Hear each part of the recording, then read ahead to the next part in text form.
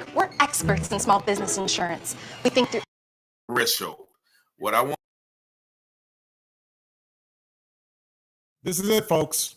We need you to send a donation to help elect Kamala Harris and Tim Walz right now. All right. Peace and blessings, everyone. First of all, as always, we give honor and praise to the Most High. I'd like to thank all of y'all for tuning in today. As you saw from the caption, I have another individual who's experiencing a narrative that we have seen throughout this month of a family member being told that they were an integral part in their own demise, meaning this lady, and I'll let you introduce yourself. How you doing? Hello, Mr. Taylor. Thanks for having me on, and thank you for all the work you're doing for all the families, from the Javion McGee case to others. You're shedding an important light on not just our stories, but our realities. And so I'm glad to be here today. Thank you.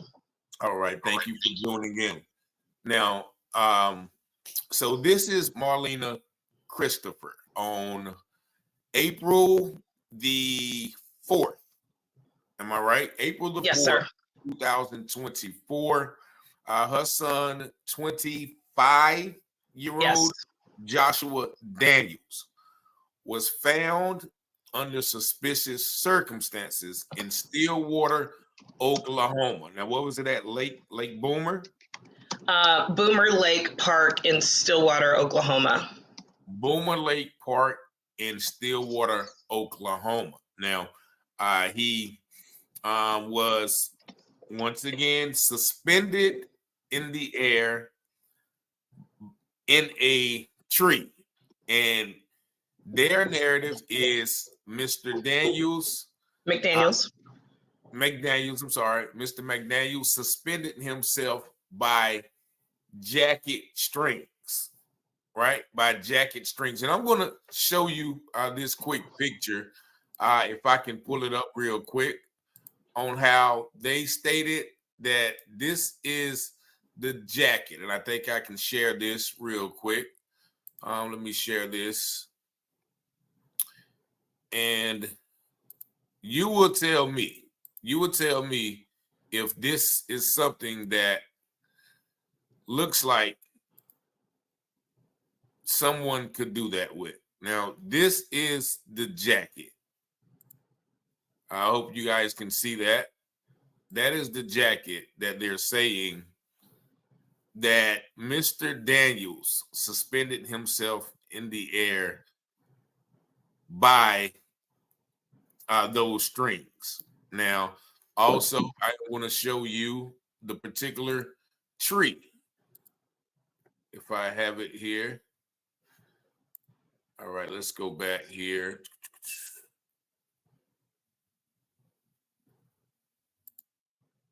This is the tree that he supposedly wrapped the rope around this area right here.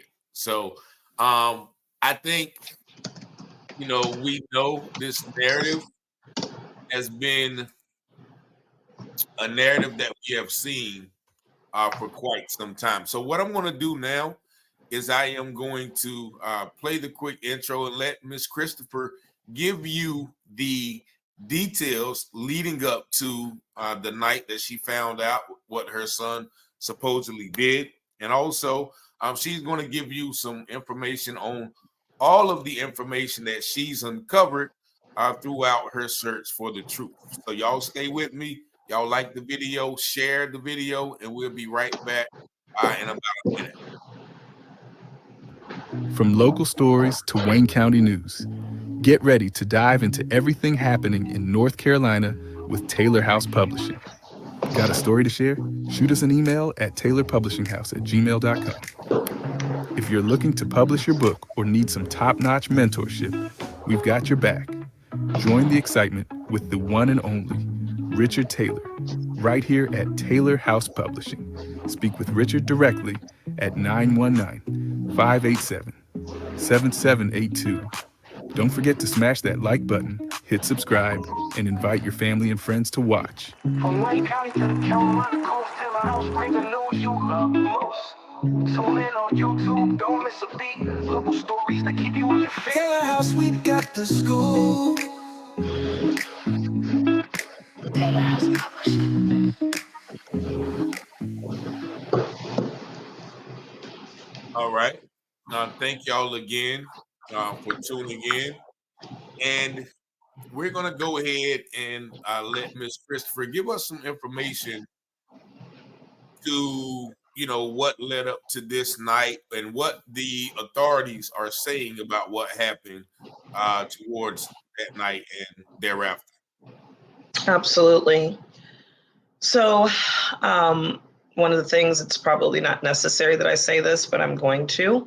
A couple disclaimers. One, I do not believe, and I know that my son did not unalive himself. Number two, everything that I'm sharing is upon information and belief, and everything that I have been told by authorities, you're going to continue to hear me say allegedly, and if I don't say it, it's allegedly because it hasn't been proven. Mr. Taylor, you did a phenomenal introduction in explaining what basically I was told, in that he suspended himself in a tree. But I want to also go ahead and prepare everyone that not only was I told, and the Emmy report says he was suspended hanging in a tree. It uses the word suspended in and hanging in a tree. But I was also told that his feet were always on the ground, right? And narratives that would be consistent with somewhat of a carotid artery restraint, which is a police technique that law enforcement uses and is banned in most departments.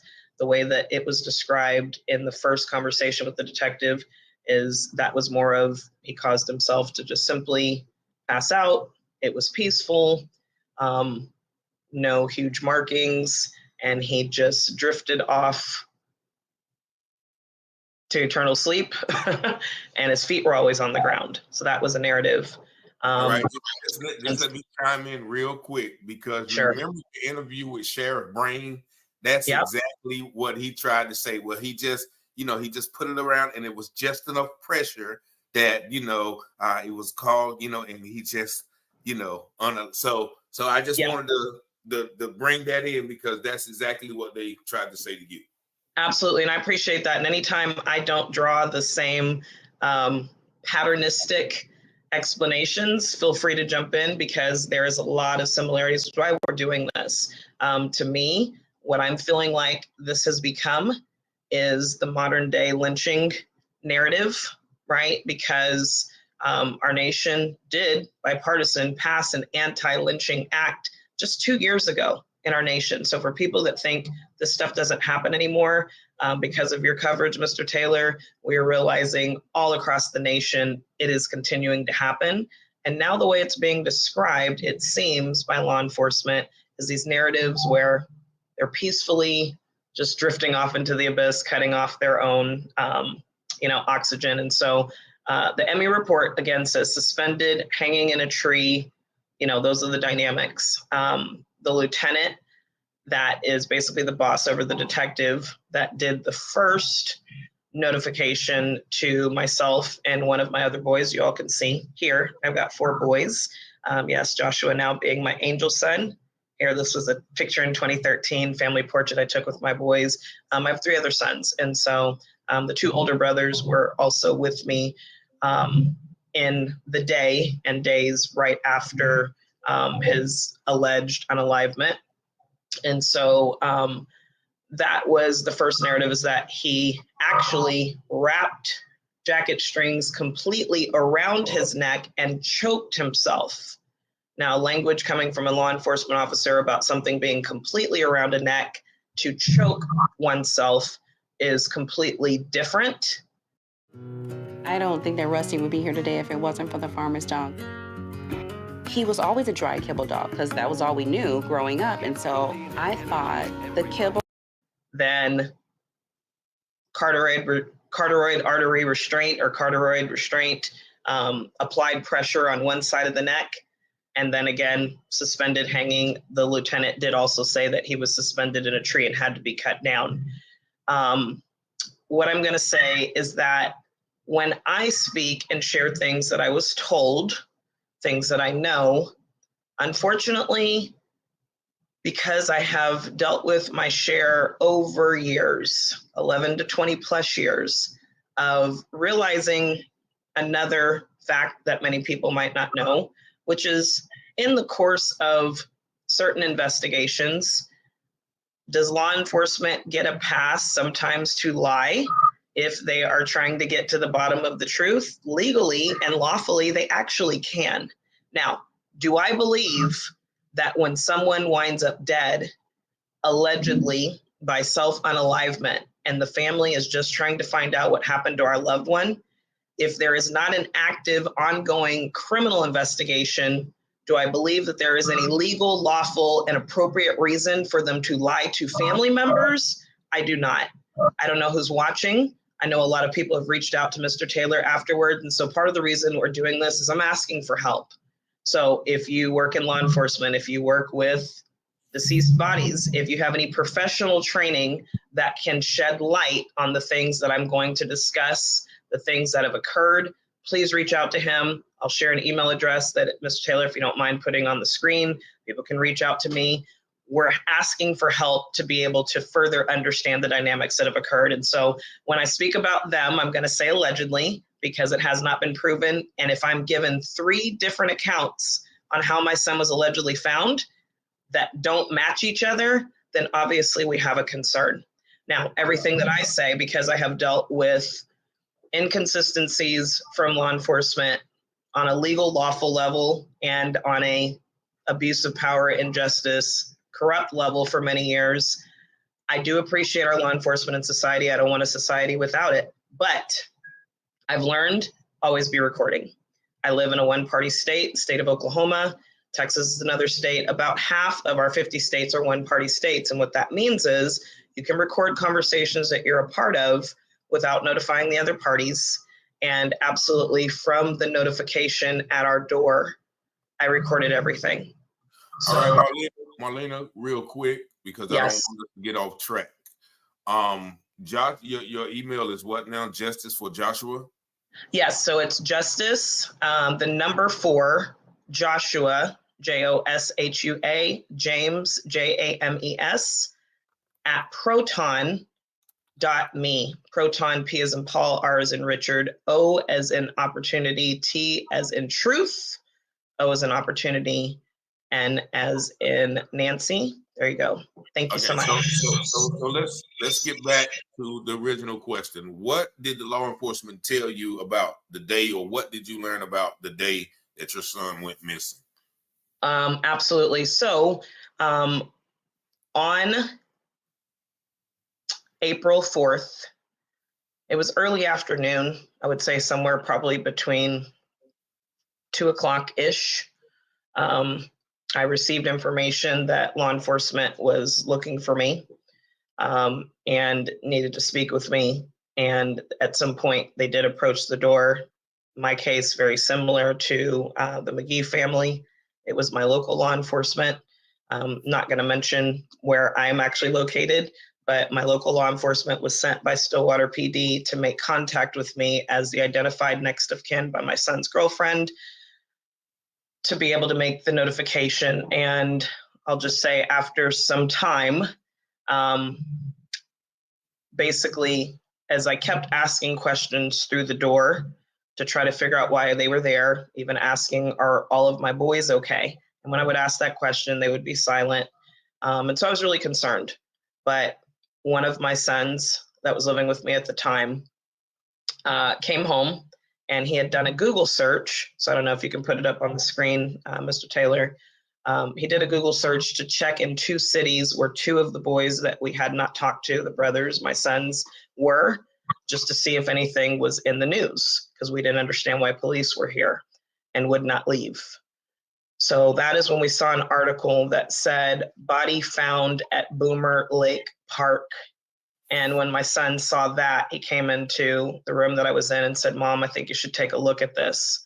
Now, he had tried to call his brother on his cell phone during this afternoon time when we were trying to figure out what was going on with police at the doors. There's nothing criminal that should have brought them to our door, and they were not able to disclose why they were there until we opened the door. When we saw that article, instantly we kind of knew, but didn't really want to deal with it. So we opened the door, local law enforcement immediately, I kind of started saying, like, basically, you're not getting ready to tell me what I think you're going to tell me. And they just basically said to me, "I'm sorry, we need you to call Stillwater Police Department." And so we did. And the first person that we encountered was a Lieutenant Cody Manuel. He is, from what I've been told, the lieutenant that was on scene. I was also just in the last week to two sent a physical, just general report of the incident, and he did respond at the scene as the lieutenant. And what he told me was that basically my son and his girlfriend of 2.5 years, all the way leading up to 12 hours prior to his alleged being found dead, had had an argument. And basically, she says that he said something to the effect of, "I don't want to do this anymore," and that he left. And then he was found the very next morning, which would be April 4th. It said 9:31 a.m. that allegedly residents, at some point I heard someone walking their dog, allegedly found him suspended in a tree. That's what I was told by the lieutenant. I asked, and my son asked, like, how did this happen? And what he told us at that time was that he had taken the strings from his jacket, wrapped them completely around his neck so that it would choke him, and that's how he did it. He did say that he had to be cut down, so that would indicate his feet were off the ground. When we asked, where is his body now? He said his body is on the way being taken to the Oklahoma City Medical Examiner's Office. Stillwater, for those that don't know where it's located, it is 1 hour from Tulsa, Oklahoma, and 1 hour from Oklahoma City. It's a college town. One of the Oklahoma State universities is there, so it's actually not very small. And when I went on just to share a few words with Mr. McGee and his wife yesterday, somebody even put that in the chat, that Stillwater is not a small town. They actually have a quite large police department, very resourced police department. So there really should not have been any dynamics where we weren't prepared to deal with hangings, and they've actually had hanging cases before. And so this is a pretty decent resource police department. So he said that his body was being taken to the Oklahoma City ME office, and he also said that they're going to do the autopsy there. Now, I went back and listened with audios that have now been dispersed into multiple jurisdictions as a dead man switch. I've not released all of the full audios, and I'm not planning to unless something happens to me or any one of my children in Oklahoma and Texas, and then I have given it to multiple people to release immediately. I want to say that as well. But what I was told was that he was going to get an autopsy. That was around 5 o'clock in the evening when we had that conversation. If he was found at 9:31, the article we found that said body found at Boomer Lake Park, initial investigation says no foul play. So before they even got to my door, they communicated with multiple, at least 3, multiple media sources, because as I found out later on Facebook, the local Stillwater community was trying to figure out, why is there a massive police presence at Boomer Lake Park? They were asking, they had seen it. So now they have to tell everyone, hey, yes, we found a body, but nothing to see. There's no there. There's no foul play. And so what is really disturbing to me, Mr. Taylor, is that they understood what another one of your recent guests, Mr. Walter, I believe was his name, that was on last night. He mentioned that in many states, when a body is found unattended, right? And so it is suspected homicide, the other side that we're talking about now, and we've been talking about or accident, it calls for automatic autopsy because we need to know why someone that was alive previously is now no longer with us. And because of taxpayer dollars, we have the funds to make those types of proper investigations. And so if he was found at 9:31, they told media before they got to me, so within a few hours, no foul play. But by 5, he's still saying, yes, proper protocol is we're sending him to Oklahoma City for an autopsy. Unfortunately, at some point, for some reason, my son did not get an autopsy. They said they took pictures. They said they took x-rays, I believe, and that they did toxicology. And I'll go into, I want to give you an opportunity to respond and ask or say something if you need to before we go to the next day. Yes. Go ahead. So a question I think we have to mention, his girlfriend, she was Caucasian. Am I not mistaken? She was. She was. And, you know, I grew up in Silicon Valley. I raised my boys in North Texas, Collin County. We just have grown up and done life with white people and with all races. And so, yes, his girlfriend was Caucasian. They had been dating for 2.5 years. We would do holidays together. She was in my phone. I was in hers. We were on each other's social media. So the other thing I will spend some time talking about as we go through this that was really disturbing is the fact that she didn't call me. Now, there was a video that I did to make sure we had content queued up because I have a lot of content to prepare for this live, where I do actually show in his cell phone that after this alleged argument that she did actually talk to me about, and I'll mention that in a moment, where she says that she wanted to break up over money. She was crying and telling me that she was so sorry. He loved me so much. He was so good to me. He was trying so hard. He was such a good person. I can't believe I let stupid things like money get in the way. So we're talking about not even a 12-hour, well, approximately a 12-hour time frame. Together every moment of every day they could be for 2.5 years, 12 hours after she says she broke up with him over money, where he actually was working 5 income generating sources, including the school district out there in Stillwater that she continues to work for today. He wound up in a tree 12 hours later. The other dynamic that, yes, I have to put out there is that she is also the daughter of a retired Oklahoma State trooper. And I'm going to go ahead and say, listen, I am not saying that she, her father, her family did this or had anything to do with this, but I will say other things that we'll get to in the investigation.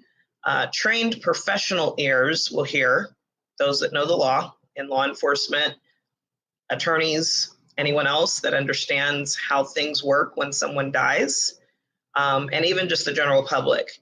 They will see clear extremes in deferential treatment to her and her family as non-related family members, and her being an ex-girlfriend as opposed to those that are legal next of kin, which she identified me as that person.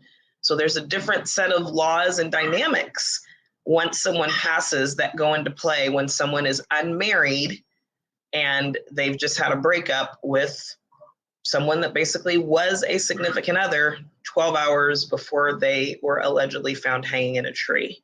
So yes, all of those dynamics are present, unfortunately.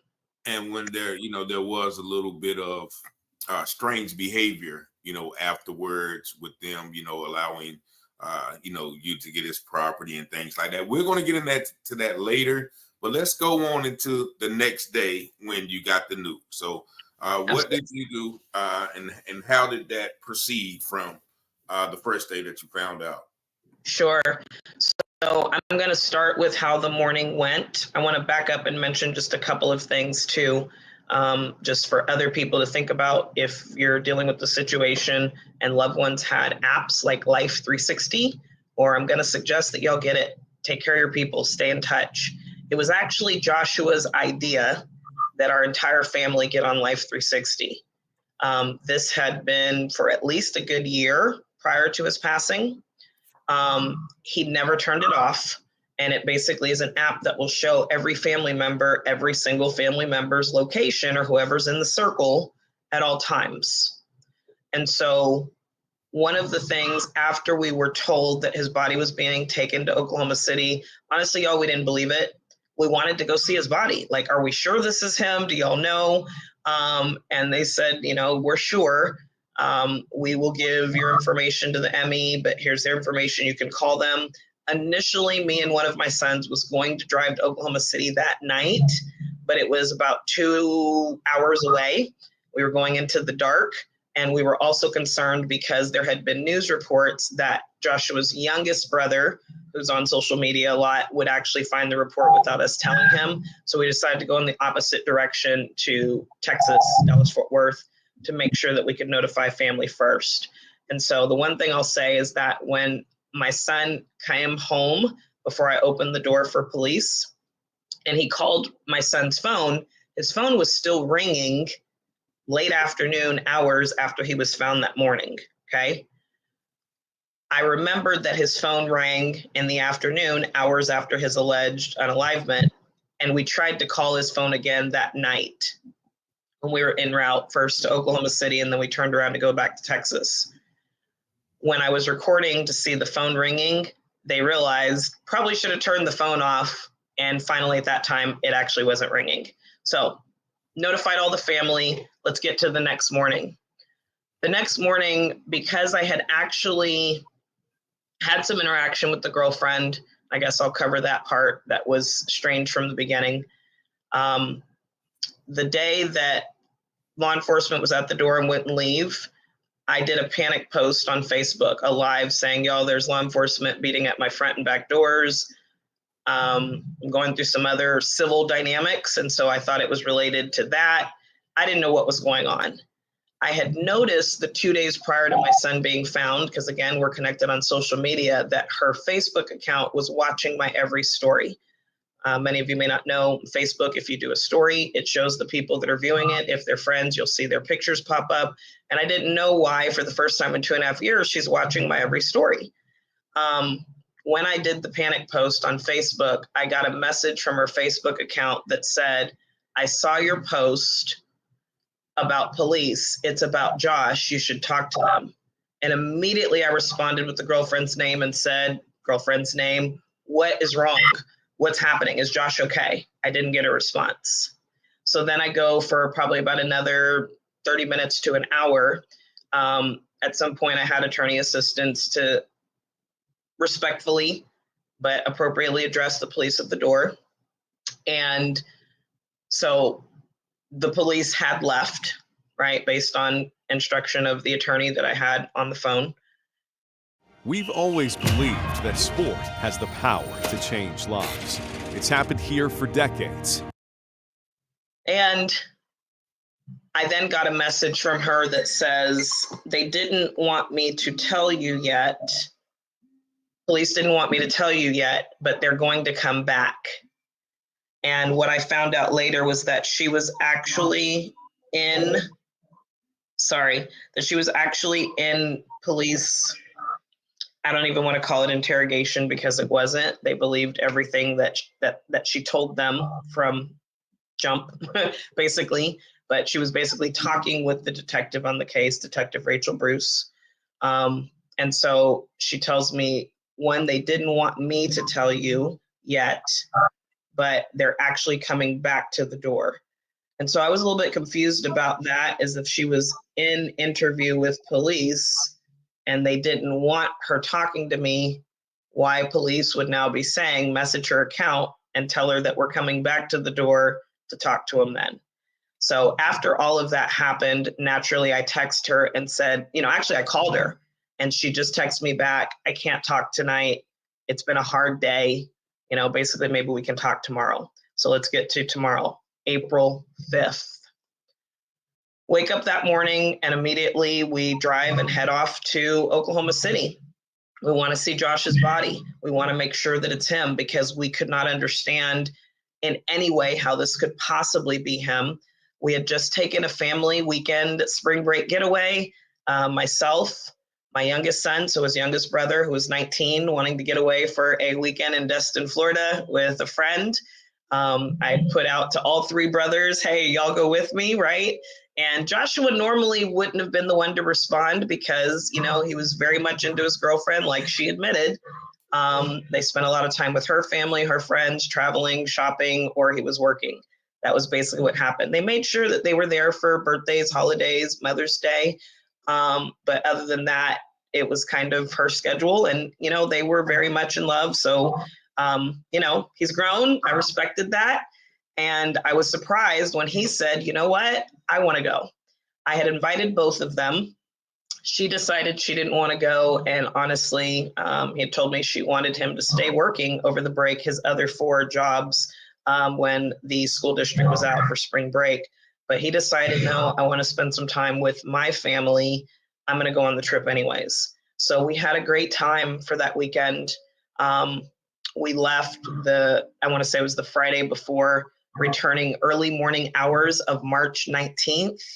There was zero indication that anything was wrong with Josh. We did have a conversation about the relationship at that time because we were very close. We talked about a lot of things.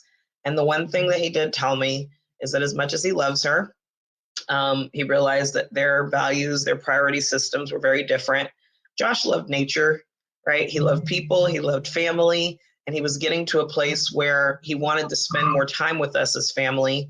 And the other thing that was going on is you see 4 boys here, but I also have a younger daughter. Josh has a baby sister. She's 10 now. There's some dynamics with her situation I'm not getting into right now, but she was coming home for the first time in years.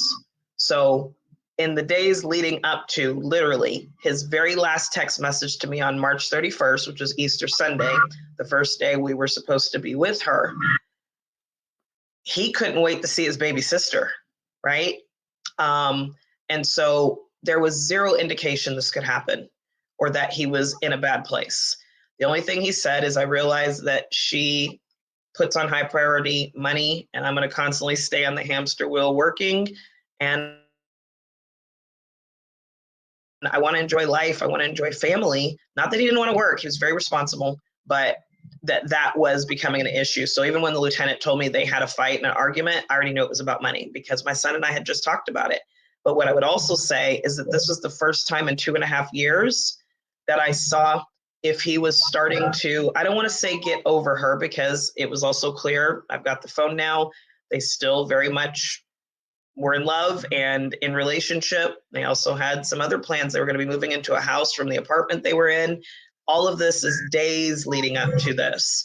But he was also in a place where I could tell for the first time in 2.5 years, he would have been okay if living without her. So that's another reason why it would not make sense that just because of a breakup, okay, now I'm going to go throw myself in a tree and unalive myself. So let's get to the next morning. Next morning, finally, as we're driving to the Oklahoma City Medical Examiner's office, she actually calls me and we have a conversation. Yes, unfortunately, because my son is dead, recorded, right? And she tells me that they had a tough talk the night before, that sometimes if they would have tough talks, he would go to his car and just sit in the car and process and then come back up. So she said that he left, sat in his car, came back upstairs. They lived on a second story of an apartment complex there in Stillwater. And then they talked again and he left again. She then gave a bunch of details about he was at another complex that was right next to us. So she gave a lot of narrative. And then at some point she says he turned his location 360 off because he didn't want to be found. Now, I challenged this with the detective because when we're talking about what a dead person allegedly wanted or didn't want, if we can't ask them, unfortunately, I can't accept what someone who's accepting responsibility for being the catalyst for his death tells me he wanted or didn't want. Respectfully, I can't take that into consideration because my thought would be, anyways. So the other thing that she admitted was that they both had each other's passwords. So naturally, the first thing I'd understand is, yes, his location 360 may have been turned off, but that doesn't mean that it was necessarily turned off by him because she had access to the cell phone. So anyways, she does say all of the things I mentioned before. She's very sorry. She's crying. She's very upset. I was very gracious with her. I was not initially thinking that there was anything that she could have to do with this. The story she gave me, the more that I listened to it,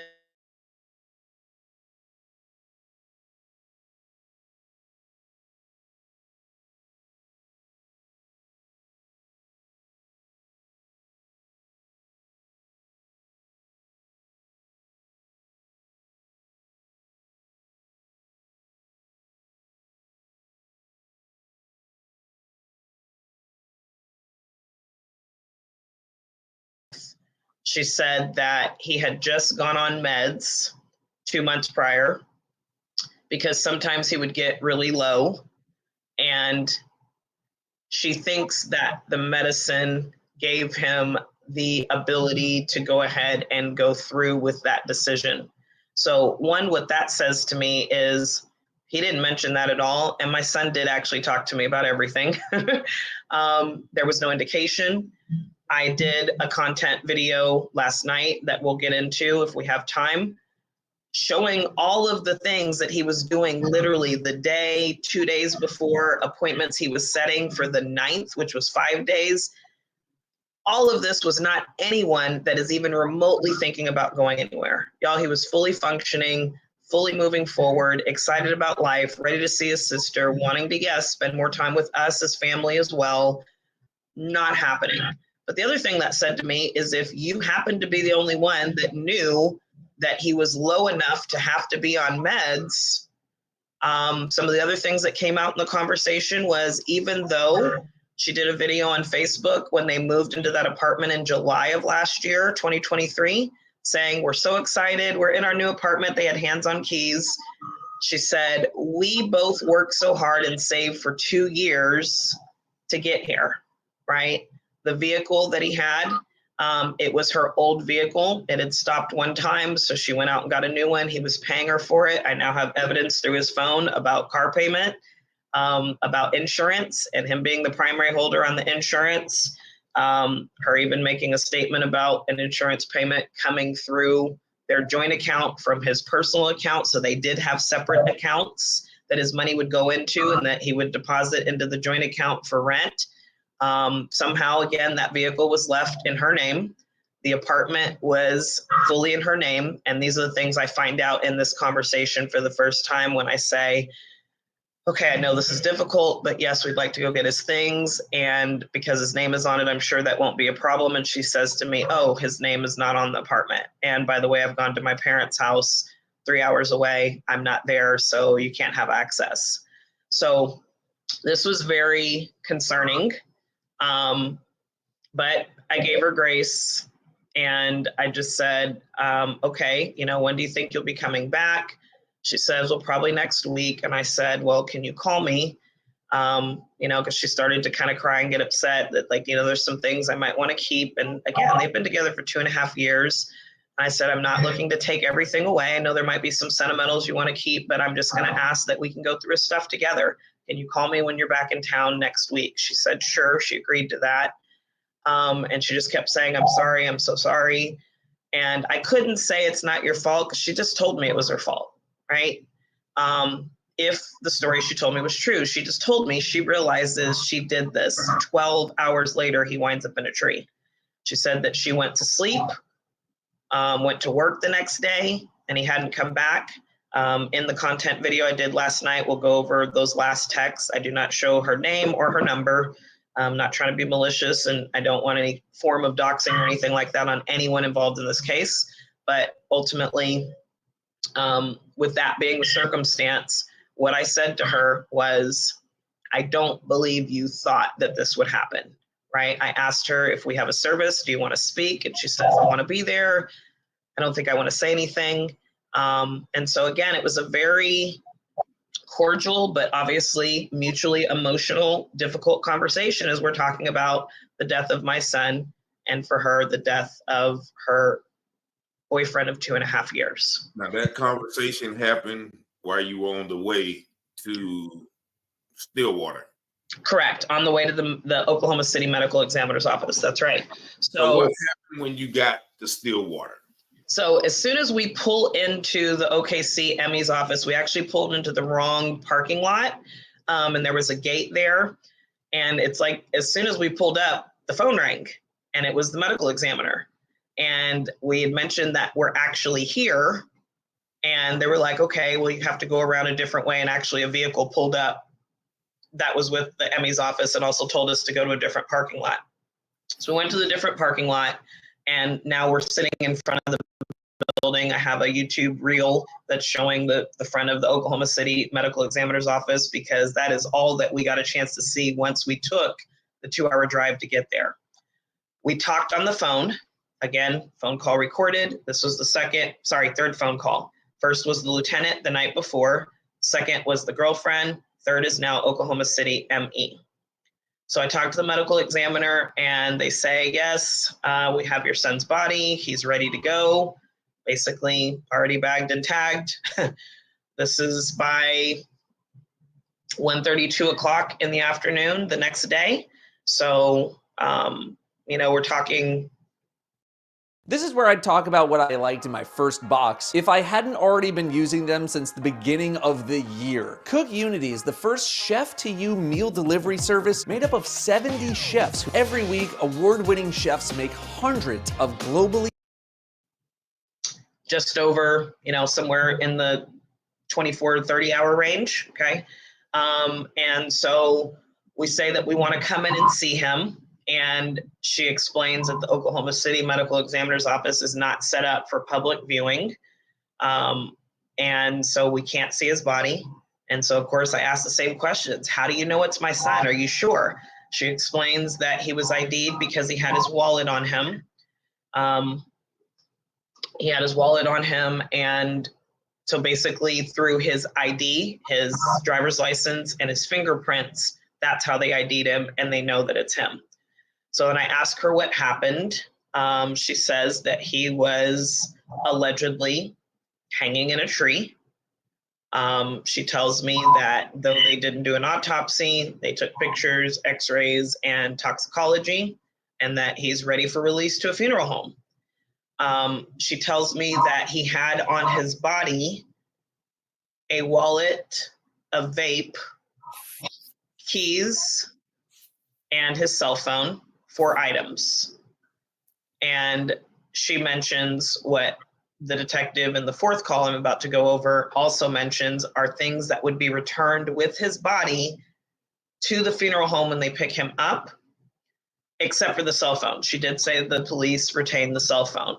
Okay, no problem. I'm asking her, how do I get a funeral home? What do I do? There's no instruction manual for this. I'm still trying to process that this is actually happening. And in that, she says, yes, you call a funeral home, they'll come get him, release his body and all this stuff. And, she says, well, basically, you really need to talk to the police department about further details. They can't really get into too much. And that was the gist of that conversation, also recorded. So this happens.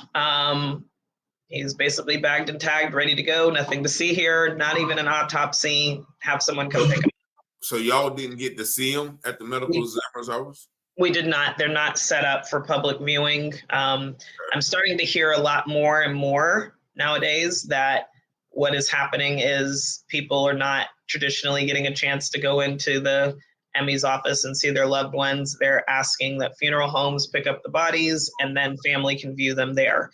And so we will get into that because we do have some pictures. None of them are graphic. We're not going to share anything graphic that could be, well, I won't say it won't be traumatizing. It's traumatizing to me, but they are very non-graphic photos that any of us could trip up and put into Google and would pop up just fine. We will share some of those when we get to the funeral home, and we don't get to actually see my son's body until April 17th. So that's about 13 days. Yeah, 2 weeks, So exactly. what did y'all do when y'all left the medical examiner's office? So we leave the medical examiner's office. I mean, we're moving, right? And so now our next is to go, like they said, talk to the police. Okay. And so we immediately go ahead and call the detective as we are driving to Stillwater. Again, Oklahoma City is an hour away. As we drive, this is when I have about an hour, a couple minutes shy of an hour conversation with the actual detective for the first time, Detective Rachel Bruce. As we have the conversation, because I had just talked to the girlfriend and I had heard from the lieutenant and I had heard from the Oklahoma City medical examiner, which I'll also say, I realize now having the ME report, it was actually a Tulsa ME that did his medical examination, whose signature is on the report, even though his body was physically in Oklahoma City. The two work together because they're, again, very close. But I talked to the detective, and because all of these conversations are fresh, I'm able to hear things in real time that if there's any discrepancies, my brain is hearing them in real time, right? I'll just say I was graciously prepared by a member of the law enforcement community in another state who also is a Black father who also went through the unalivement of his, I believe, 26-year-old son while he was in college. And while he's a member of the law enforcement community as a Black father, as a grieving father, and then a forced justice fighting father, he's also the receiving end of getting false statements and lies and cover-ups surrounding his son's death. And I'd had a conversation with that gentleman before we went, and he told me that morning, listen, you have to be your own investigator for your son. You have to ask all the questions. You have to get all the information, even before you can attract an attorney, because you have to see what they're willing to do on their own.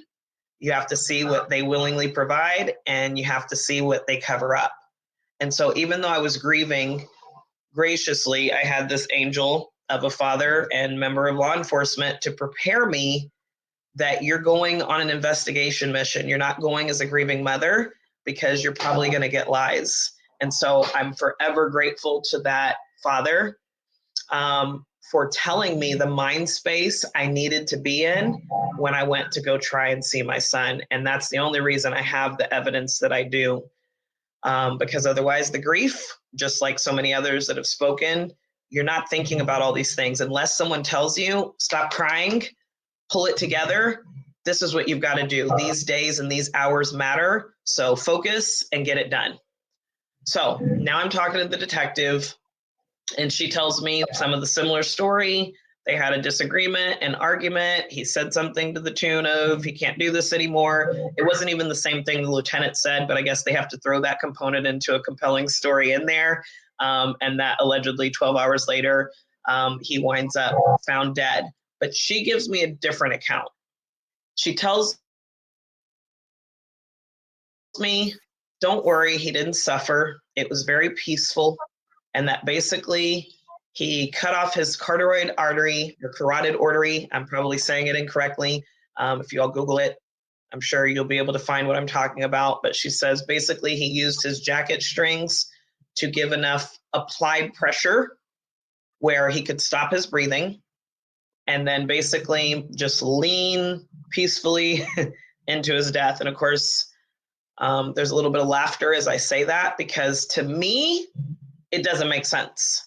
I've done a lot of Googling. I've done a lot of talking to people that have handled dead bodies, that have dealt with hangings, and that's not exactly how it happens. I've also even seen what she's described referred to online as a carotid artery restraint, that when you Google it, it says it is a police technique that is used to subdue suspects. And by the way, it is banned in most law enforcement agencies, or if it's done, it has to be done by specially trained people to make sure they don't die. So how she's describing a police technique that I also don't find anything online that says that people do this to themselves, it just didn't make any sense. And so I said to her, detective, like, I'm lost. I'm sorry. You're going to have to help me understand. I don't get it. Right? I said, have you worked a lot of cases like this? Have you worked a lot of hanging cases? And she says to me, this is my first one. Now, naturally, this is a mother's worst nightmare, one that it would happen. You see my boys on the screen, right? And even though we live and do life with white people, a lot of our best friends, pastors, the church where my son was memorialized, it's predominantly white church. So we're not even those, Black people that we just take completely separate, right? But I have to admit, as a mother that raised 6 Black sons, the 2 that are missing are my ex-bonus sons, where I had to deal with dynamics of what it looks like to have the talk with your boys, what it looks like when they get beyond the ages of 6 and 7 where they're so cute, and you tell them they cannot walk to their suburban store in a group late at night because they're going to be seen as a threat. The worst nightmare that I could ever have as a Black mother raising Black male sons in modern day America is that one of them winds up in a tree. And that has actually happened. And now I'm being told in this massive police department, I have the detective that has experience, and this is her first case. So I'm a little bit disturbed, y'all. I got to be honest. I'm a little bit disturbed, but she does say it's her first hanging case. I'm bringing that up because our very last conversation that we have on May 7th. You probably know Vistaprint for business cards. Yep. But did you know we also print these? And those? And that? And definitely this. Okay, that's engraved, where we print with lasers. This is after I talked to her lieutenant. I gave them some time. I was patient with them. And I finally started running down the things that I have a problem with, that are suspicious, that are foul, that I have to let you all know to retrieve as far as evidence, because there's that part of see what they do on their own. And then there's that very fine line of, Marlena, if there are things that aren't accurate from what she allegedly told police in her interview to what she told you, they can't be held responsible for not further investigating inconsistencies if you don't tell them, right? So I will say at some point between this first conversation on April 5th and the last conversation with the detective on May 7th, at some point I do have a conversation with her lieutenant, Cody Manuel, and her saying, here are the problems I have that are screaming foul play. And I need you guys to care and take a deeper look and actually do a thorough investigation, right? Because the other thing she tells me is that they had an argument and my son left one time. Now, because we were just on a family trip 2 weeks prior, I also knew that they had a Ring camera at their front door, right? Because at some point, it's motion detected. Someone approaches the door, it sends a signal off on their cell phones. I also have cameras surrounding my home. Same thing. I have a component. If any one of the cameras of audio and video goes off in my home, around my home, it pings my cell phone. A lot of people have this technology nowadays. And so I say to the detective at some point in the middle of this, we actually talk about it in this conversation. I say that they have Ring cameras at their door because while we were on the trip, there was a man that my son saw that was entering the apartment. And honestly, he thought he heard her say, "Come in, babe." Right. And he even asked me, we're watching this man walking to the apartment. And he said, is that what she said? And I said, I don't know.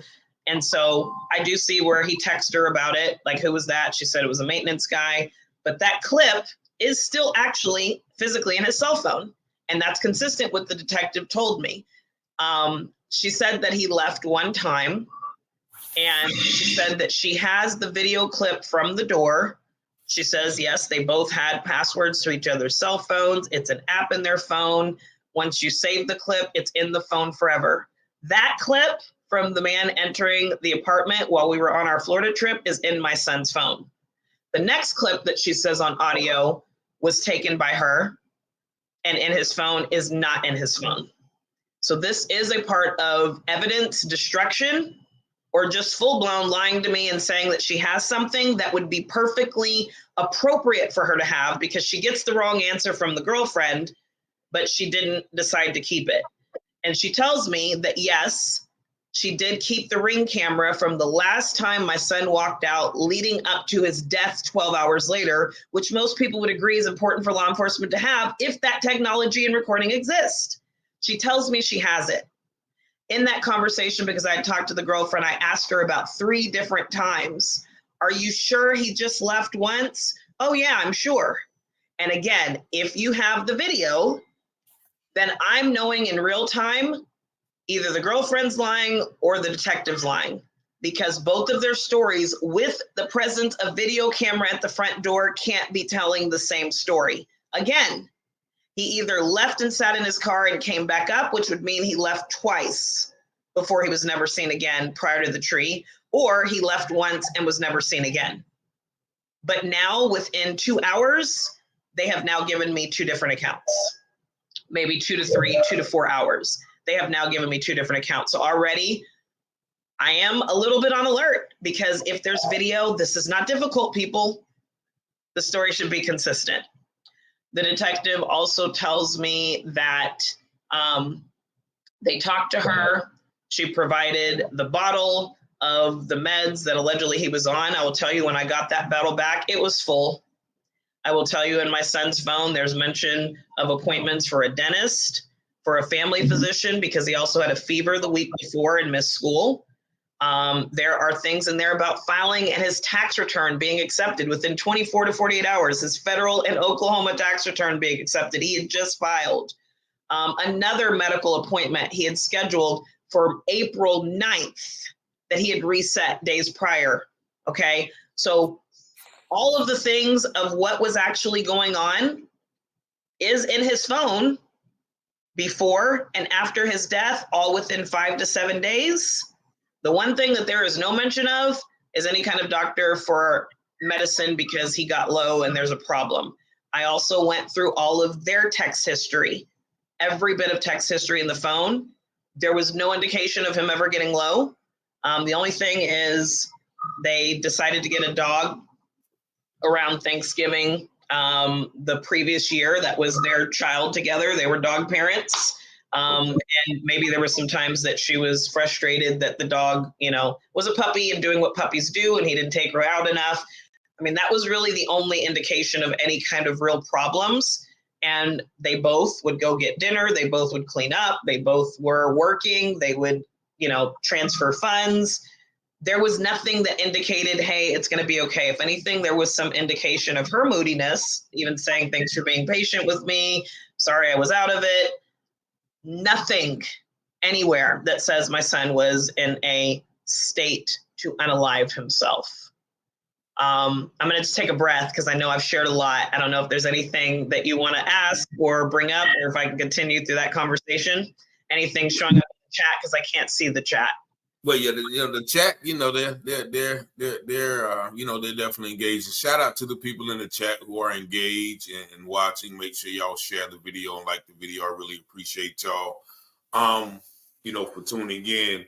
But I want you to show or play some of the evidence that you've, gathered to prove that this may have not happened how they say it happened, with the many inconsistencies between, what detectives are telling you and what the story between the girlfriend and, the evidence at the scene. Like you have so much to show, and we only have an hour. So, I know you wanted to get some of that in, so I don't want you, to just, to get behind track and not get what you want, the audience to see in regards to the evidence. Or you can you can just tell it like you've been, because it's, it's definitely, a lot of things that you are explaining that, the people in the chat are understanding. And I did just pull up the comments where I can see it now. Thank you. I see Apocalypse says, was there any talk of suicide in the phone? Absolutely not. Nothing, zero indication that there was even a problem, that he wasn't doing okay. And so someone also said something about, yes, he was a very responsible young man, Miss Lady Bride. Somebody said something about the police should have got Faith. The police should have got that camera and subpoena. The thing about it is they didn't even have to get a subpoena, because again, the Ring camera, they can instantly download the clip and it be on the cell phone. And again, the clip from Florida that he was looking at is in the phone. The detective told me in the call that it was in the phone. And ultimately, now that I have the phone and was able to get into it, it's not there. So they were told to gather evidence at the door, at the scene, the day after. And basically, the rest of that conversation, just to wrap it up, is the girlfriend told us the story. We believe her. Nothing to see here. Case closed. By the way, I'll mention this. When I first got on the phone with the detective says to me, basically, my case is closed. And we are leading very quickly up to the tree.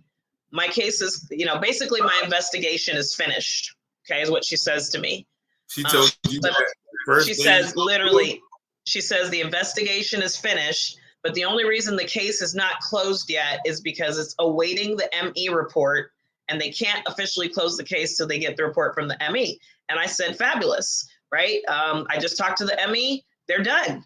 And she says, no, it doesn't work like that. It's going to take a little bit longer. She also tells me that he had the keys, the wallet, and the vape that we're going to get back on his body. So she confirms the same thing. And again, I have a content video that I think we should go over and at least show them the different content that was actually released that was never mentioned by the ME or the detective. It wasn't the things that they mentioned we would get. It was something completely different, never mentioned. And by the way, it's not even mentioned in the report that I just got 2 weeks ago. That one item was given back. If you give them love and good, nutritious food, it absolutely changes their life. But the items they both mentioned were held for 3 months. So no investigative value, because they already decided the day they told media within hours, no foul play. They agreed again when his body is ready, no foul play. They agreed again the next day, there's no investigation, no foul play, because the girlfriend told us what's happened. That's all we need to know. We're just waiting on the report. And so that was very disturbing. And of course, I asked questions like, okay, was there a suicide note? Oh, sorry. Maybe we can edit that out. Sorry. Was there a unalivement note? Was there, what was his last text message? What was his last phone call? And as I'm asking the detective these questions, she tells me I haven't even gone through his phone yet. So she's telling me her investigation is done. Okay. But she hasn't even gone through his phone yet. Again, disturbing flags. What I'm going to do for the sake of getting through as much content as we can, there's already some things queued up that can, if we can share we'll come back and do another part 2, or I'll make sure that those audios, like I said. When did you get the phone back? When did you get the phone back? So I actually didn't get the phone, the wallet, and the vape back until I think it was day 89. So we're talking just shy of 3 months. So while they are admitting there is no active investigation, there is no investigative value to them holding my son's wallet, key fob, keys, vape, or cell phone maybe. She says later that she wants to keep the cell phone in the May 7th conversation. She wants to keep the cell phone in case anything comes back from toxicology, where she'll want to do other times or other types of investigation on the phone that she hadn't done by May 7th. And so the other thing that happens, and again, people that know what occurs when someone dies with the property found on the body, we were not given the property back when we sent the funeral home to get him. They did release his keys, house, mail, car key to his vehicle to the unmarried girlfriend because she asked for it, but they denied me, his mother, and next of kin mom, family member with legal rights, his property for 3 months. So there was a lot of issues. Yeah. Who denied you the property for 3 months? The police department. Because when they got his body and then we got to the funeral home on the 17th, again, we'll show the video that I put together, the content video, is we got trash bags with his clothes and his shoes. And we were given one item. It was a watch. The watch is not mentioned on paper in the police report. It wasn't mentioned by the ME's office. It wasn't mentioned by the detective. That's the one item the funeral home was given back, but it's not mentioned anywhere. And so what my concern is, again, when you encounter and come into contact with a deceased body, you would hope that there is meticulous documentation of everything around the scene, things leaving like the weather, right? Especially when you're dealing with bodies that go into, I don't know if I can say the RM word, rigor mortis. Anyways, rigor mortis, right? They said that he was already in rigor mortis 12 hours later. The other thing is my son wore glasses. The alleged walk, they said the vehicle was still at the apartment and not even at Boomer Lake Park. My son and I drove the drive from their apartment to Boomer Lake Park. And even though it was within miles, it was a 5-minute drive, y'all. So what they're saying is at 9:30 at night, he left once or twice. They can't decide. He went to some apartments. I said, well, did he have any friends? Well, not really. He had acquaintances from the skate park. He loved to skate. So he was around apartments. And then somehow, without his glasses, he walked into the night, a 5-minute car drive, which 5 minutes in a car can actually be hours walking, with no glasses, unable to see in the night. I think the ME report says there was some level of ethanol or alcohol in his system. So at some point, maybe inebriated, and then backed up to a tree and suspended himself, or did a carotid artery. Again, they can't decide. He did all of this. And by the way, standing on a stump that was uneven, that my son that did a reenactment couldn't even keep his body on. And at some point, it was also said that his hand was still around his neck, so he defied gravity. I mean, I'm laughing because these are all the things that I'm being expected to believe, okay? I'm saying this because I think that there is a real belief that I'm just absolutely brain dead and dumb, and I'm going to believe any and everything that I'm told. But now listening to all the audios, all of this is out of this world, off the cuff. It's like they're throwing any kind of narratives they can. They all contradict and run and mix and mingle with each other, and they literally defy gravity. His hand stayed up on his neck and never dropped. He peacefully cut off his carotid artery, leaned to his death, standing up on the tree. His hand never dropped, but he froze, suspended on an uneven stump, and went into rigor mortis to be found 12 hours later in the morning. Y'all, this is what I'm supposed to believe. And this is why I'm here. I've given it over 6 months. I've been patient. I've been respectful. In the last couple of weeks, I was told by Detective Rachel Bruce I can request his case file now that it's closed. And I got an email from Record Supervisor Robert that says, we don't release any case records on self-unalivement cases. Immediately, I asked Google. Google disagrees and says in the state of Oklahoma, as long as you're a public agency being paid with public funds called a law enforcement agency, yes, you do. So I copied and pasted and sent that back. And I was able to reference the Javion McGee case and also my third request in the last few weeks to get my son's PIN code. Because if you told me the girlfriend had it and gave it to you to get into his phone, why can't I have it? I'm his mother.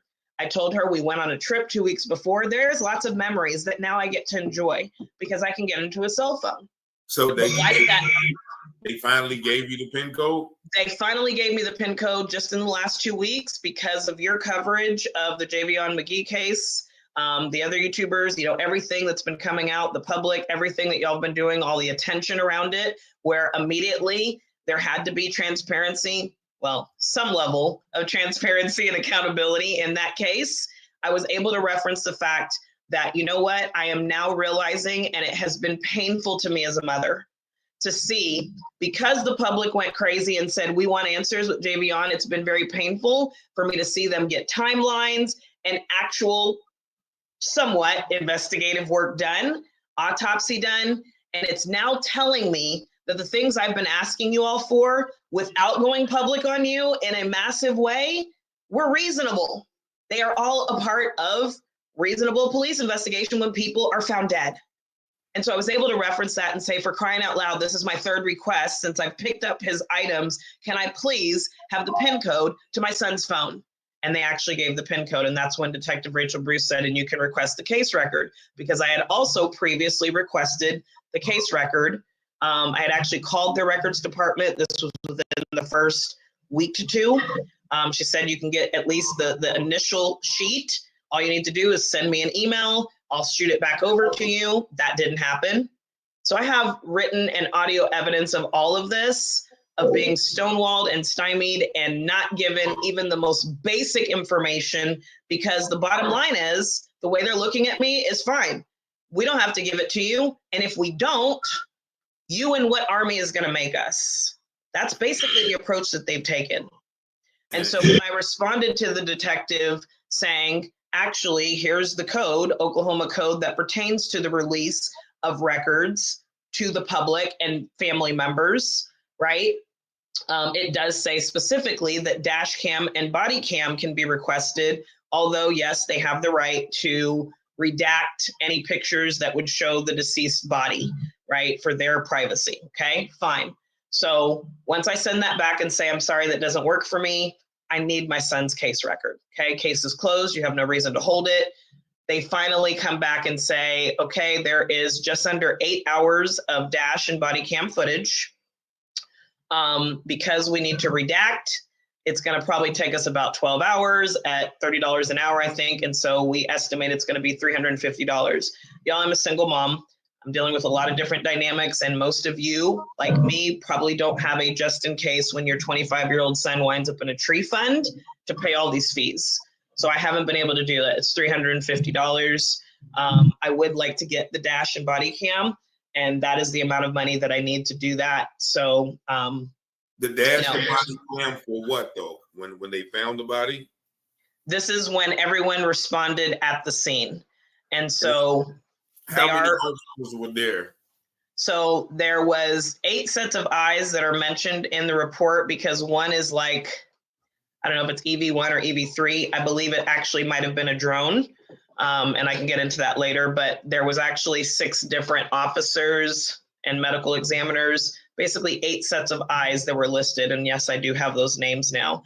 All of that's not ready, available. So if we do another follow-up, maybe we'll get into that at a later time, but I don't want to get into the weeds because there's so much more to cover. But there was plenty of people on the scene. Yes, the lieutenant was there that I talked to. Yes, the detective was there. Other members were there. I believe there were some members also of the ME's office, because I believe they're the ones that take possession of the body. You know, there's a lot of people there. And again, if a lot of people are there, it doesn't make sense why there are so many different accounts that he's suspended on a tree branch hanging, but he's also always on the ground. And again, this is audio conversation. So this is not my recollection. This is not me going crazy because I don't want to accept it. Ultimately, this is where we are. So somebody's saying, Professor Bay, you can get the fees waived for everything related to the case. Ask for a fee waiver. As a taxpayer, those fees should be covered as the officers are servants. I agree with y'all. Everything you're saying, this is what I know. But unfortunately, until I'm forced to take this step today, and there is public outcry saying, why are you making this so difficult? Unfortunately, until I did this today, the answer is no. You get to pay more money or we get to deny you. So I'm hoping that will change after today. So go ahead. Go ahead. No, so I will go to some of the other things that just don't make sense. And I know you already showed the pictures of how little string actually was in the jacket. Right now, I don't see how that could go fully around, sideways around, but also be over a tree. I sent some pictures of the tree limb and also do some further showing. This is not my son's phone. All evidence pertaining to my son has actually been taken to a different location. It's not with me in the house. So I will show some of the video. We can pull some of the video of what I did record so that we can show it to y'all. There's not even enough string to do what they're talking about. But the other big issue is, yeah, please do. So this is how much string we're talking about, y'all. This is how much string we're talking about that allegedly either was at the side of his neck or wrapped around his neck, like the lieutenant said, and a tree branch. And then we're going to look at the indentions in the tree that show that a cloth string like that could not have made the sliced indentions in the tree branch that are there. It just doesn't work. And we don't have to be professionals to see that. So basically, I finished the call with the detective. I let her know, it was right before 5 o'clock. Hey, we're actually here. We'd love to be able to get my son's things. And she's like, oh, you know, it's 5 o'clock. She's got to go. She doesn't have time. And I need to still hold on to the stuff, right? So she does that. And I said, well, can we at least see the tree? Because we did. This is the last place that he took his last breath. We want to be able to see that location. And so she did provide an email with a map of Boomer Lake Park for us to go find the tree. So we set off to Boomer Lake Park to find the tree. We get to the tree. We actually started out at one particular tree that we later realized we're not sure that that was the tree. And they said he had to be cut down. So we're also kind of looking, yes, for some maybe evidence of that. And then we moved to another location, and then we did find the tree that is now confirmed by the next picture I'm going to ask you to put up, if you don't mind, the plastic tightener that unfortunately they did such a great initial investigation with at least 8 eyes, police eyes, law enforcement and ME eyes, processing the scene to tell all of the people in Stillwater, nothing to see here, no foul play. Y'all, they left one of the plastic pieces to his jacket on the ground. This is it. We were walking around looking for anything that might be a sign of Joshua. And all of a sudden, one of my boys looks down and he sees what looks like a tightener to a jacket string. So we take a picture of it on the ground at the tree. And thankfully, he has a napkin in his pocket, takes the napkin, puts it over so we don't touch it. Plastic could have fingerprints. And if you were a police department truly interested in making sure that nobody else was involved in how someone wound up hanging from a tree or leaning peacefully up against a tree and dying, then that would be something that we shouldn't have had to find as family members the next day. So we never touched it. We put it in a napkin, and we later then put it in a plastic bag. We have not touched it. When we got his clothing back from the funeral home on the 17th of April, 13 days later, that's when we were able to play matchup and see that that was indeed the other tightener from his jacket. So that also means it did not hold body weight.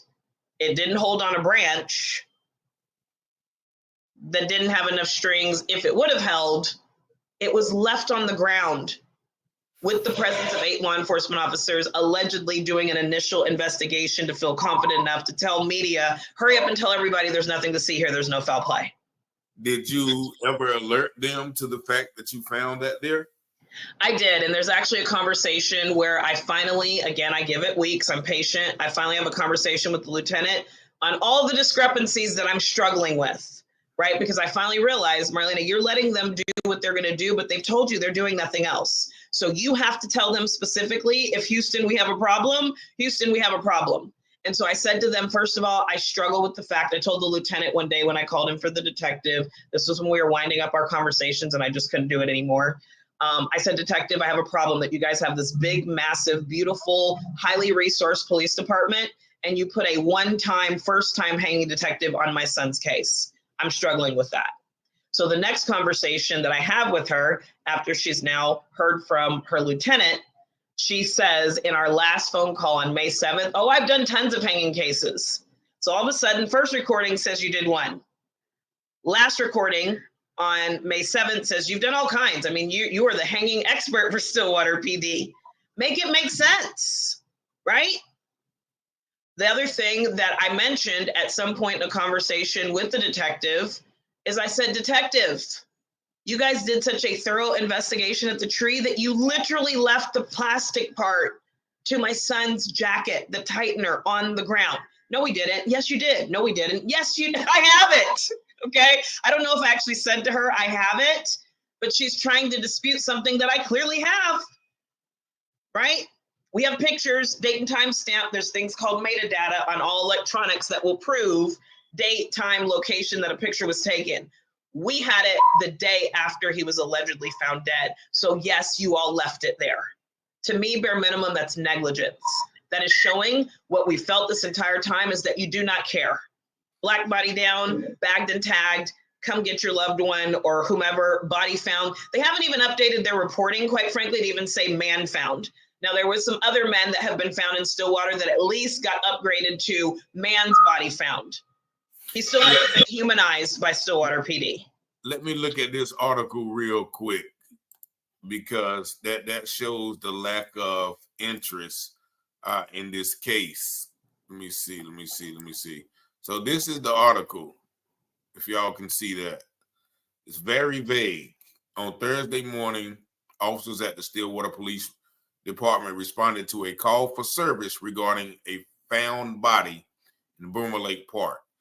SPD, Stillwater Police, released a press release stating concerned residents found the individual and immediately called Peaceful Help. Stillwater Police Department Criminal Investigations Division is performing a thorough investigation. The state examiner will examine the cause of death. The preliminary investigation does not indicate foul play is involved. The identity of the individual will not be released until the next of kin is notified. So that is all they wrote on your son. That was it. And immediately the first thing they say is no foul play. So how can they determine that in such a quick manner? Because that's what they most likely wanted it to be. Yeah.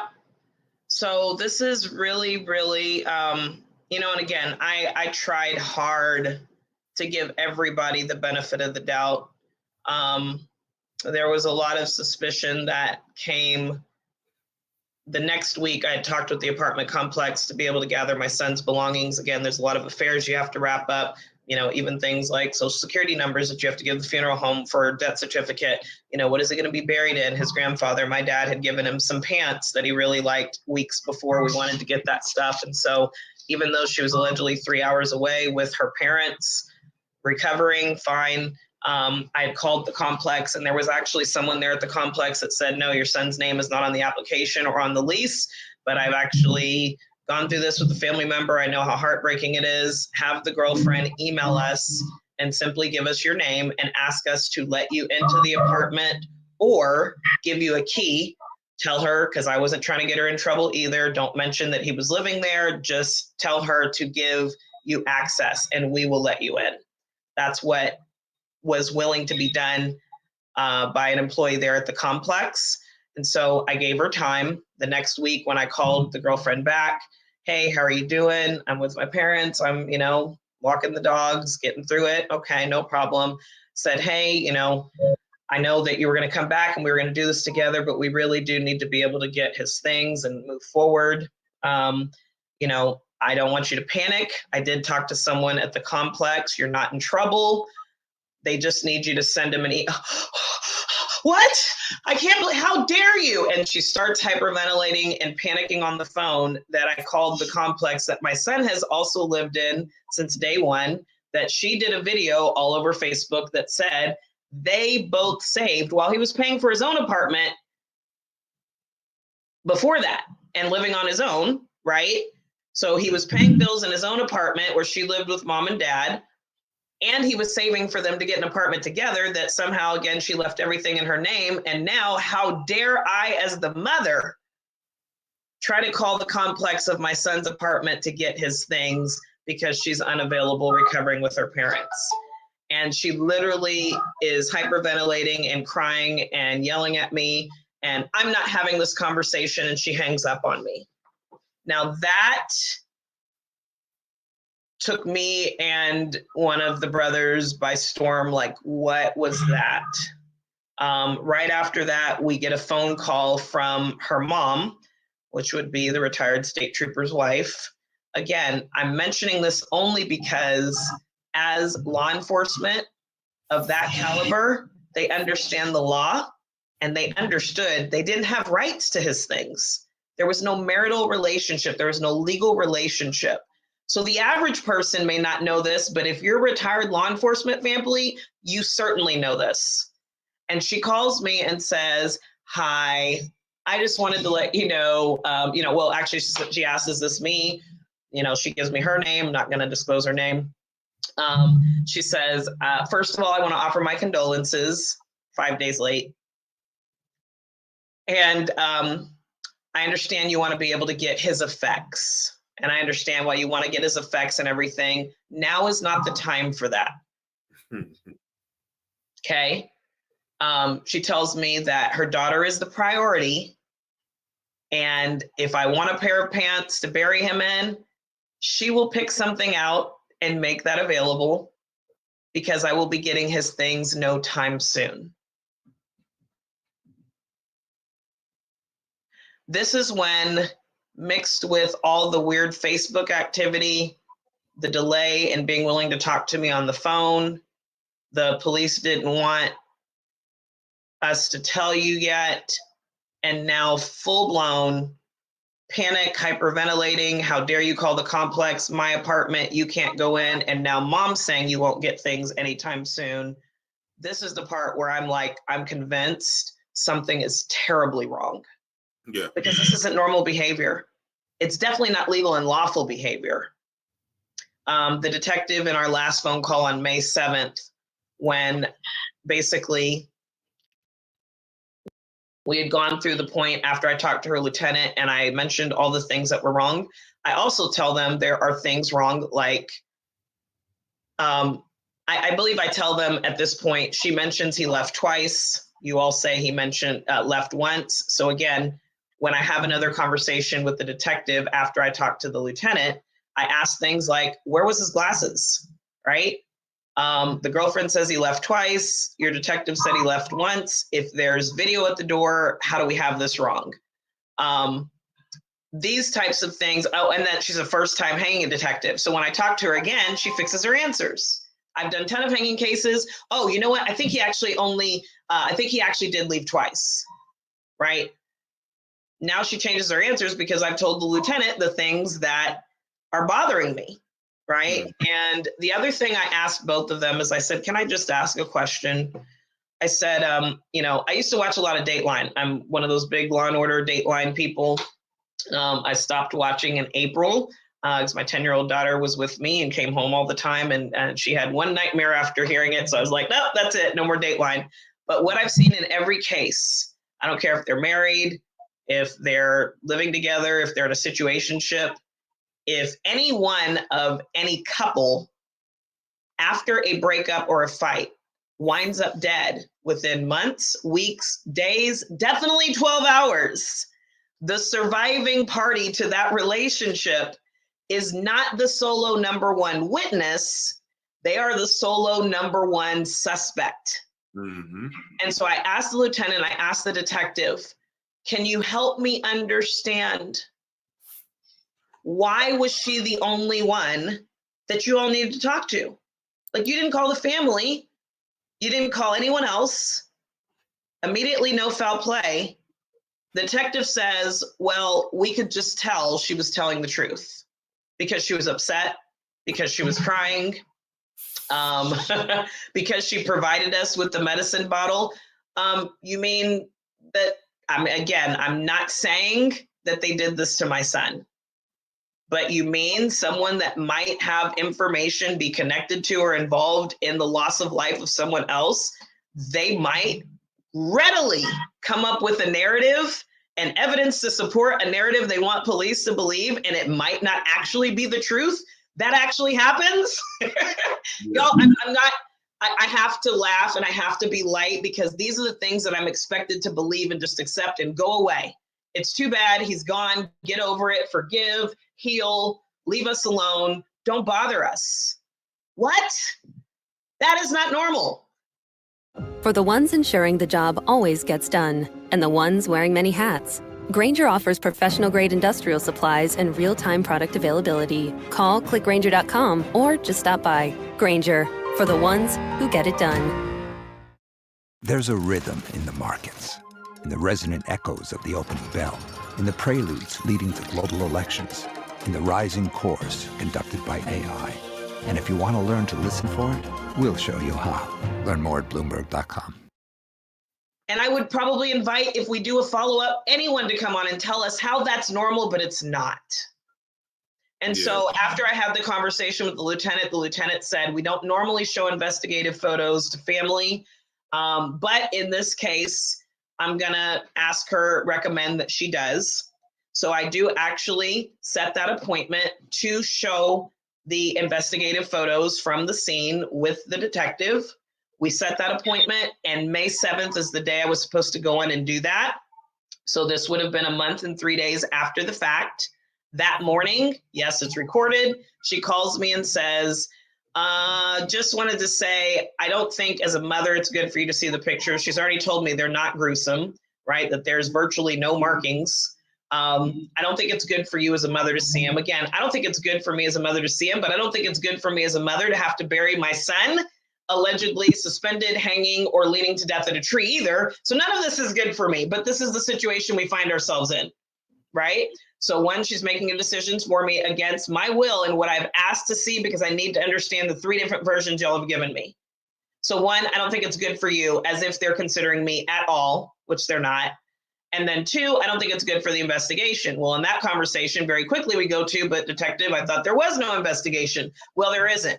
Well, then why is it not good for an investigation that's not being done? This is the insanity that I've had to live through and survive and remain respectful. I will say after this, that was my choice to be my last conversation, to have them play in my face on the phone. So you haven't spoken to them, to them since? I have not physically spoken to them on the phone, because what I said to her at that point is I will always stay legal. I will always stay lawful. But please rest assured, detective, that I'm going to call on all authorities, including spiritual authorities, because I do believe we wrestle not against flesh and blood, and that this is a spiritual, demonic battle that we are all fighting in these situations. I'm going to call on whoever I can to get help, because clearly I'm dumb. I don't have a brain, and I'm supposed to continue to believe everything that you all are telling me. And I don't want to let my emotions get to a place where I say something I'm going to regret, certainly not to a law enforcement officer, which is another reason I record, to protect myself. I don't threaten anybody. I am 44 years, almost 45 years old. I don't engage in criminal acts. I know vengeance is mine, saith the Lord. I serve an almighty God, true judge Jesus. Vengeance is his. I get in the way and start doing things I'm not supposed to do. He has to deal with me the same way he's going to deal with all of them. Right? So we're not doing that. That said, I've had email communications with them since then, obviously, but no more phone calls. And after I told her I'm going to call on all authorities that I know to call on, good luck. God bless you. I hung up the phone, because I'm like, I can't do this anymore, because they're continuing to lie and play in my face. So ultimately, I guess some of the other things that I will mention that were substantial, just so I can get these out, just to make sure really quickly. And then please don't forget your question. Is the other thing, when we saw him at the funeral home, he has holes in his head right by his hairline that actually look ridiculously close to taser marks. Okay. They're actual dot. So that's going to be, let me get the phone, and I'm going to show some of these pictures.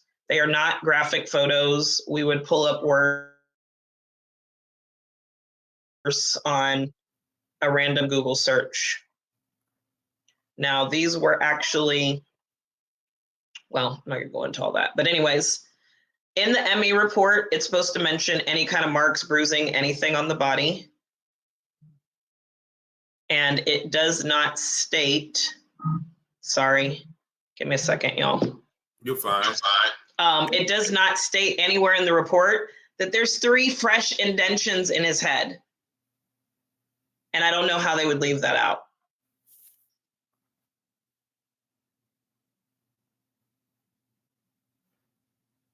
So if you'll give me just a moment here. All right. Okay, so I am going to show these pictures. The other thing I'll say really quickly, just because I saw the picture of the complex, when we also went to Boomer Lake Park, we then went to the apartment complex. Their windows were right open at their apartment. When I went back 5 days later, that next week, because the person from the complex said they would let us in, the apartment was closed down like Fort Knox. So if she's allegedly 3 hours away with her parents and can't let me in, his mother, to get his stuff, how does the apartment go from being wide open to being locked shut? That's another issue I had. Yeah. So let me go ahead and show. I'm trying to find the best, but I don't want to show too much of his face. All right. But I am going to show the indentions in his head, and I think you guys can see them clearly. Mr. Taylor, please let me know when you can see them. Can you see the indentions? I'm trying to get you bigger, if I can do that.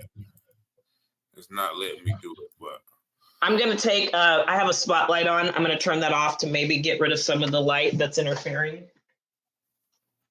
all right. Let me see. I think. Okay. You can definitely see it now. Do you all see that? These 3 dots right here. I'm trying to pull it back. There we go. Do you all see them? Chat, can you see it? T's Real says, yes, I can see them. They're a cluster of indentions and holes in my son's head that when we looked online, someone said hold sideways. There we go. Well, it keeps turning. They look like taser marks. Somebody says looks like a gunshot. Other people are saying yes, they can see them. I'm gonna try to show some other pictures that might be a little bit clearer. Okay, I'm gonna go ahead and, well, why does it? Maybe I can turn the picture completely off. This is not my son's phone. Again, all evidence pertaining to him is not with me. I've secured it at a different location. Okay, now you guys can see it better. Can you all see it better? Is it the tip of taser gun string? Possibly, I don't know, but you guys can clearly see it. There we go.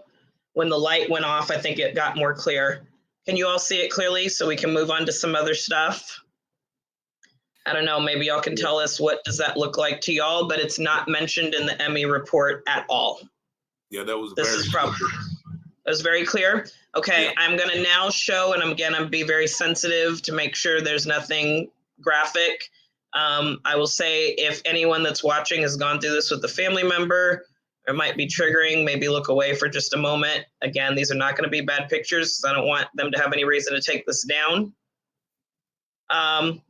Here's another thing that we noticed is that there is actually dry blood on my son's lip. Are we ready, Mr. Taylor? Yeah.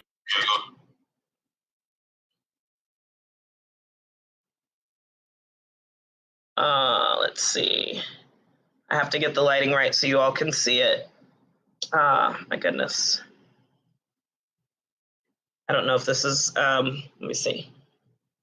I may have to, there it is. You guys can see it now. Can you see it? If y'all can see the patch on his lip, please let me know in the chat. Oh, wow. Are you seeing his lip? With inflation, even my tutoring wasn't cutting it. And my husband was already working almost 80 hours a week. This is your Mr. Taylor, can you see it? Ellis in Wonderland says, I see. Yeah, I see the patch. I see the patch. I'm going to send you a clearer picture. Maybe when we do a follow-up, you'll be able to see how it's literally raised blood on his lip. That is also not mentioned in the Emmy report. Here's another thing. Again, I've been told when people die, things like hair strings of other people that are clearly not the deceased should be taken. My son had dreads just like Javion. And this is a picture. You all can already see it probably as it's coming in. Obviously, this is a string of hair.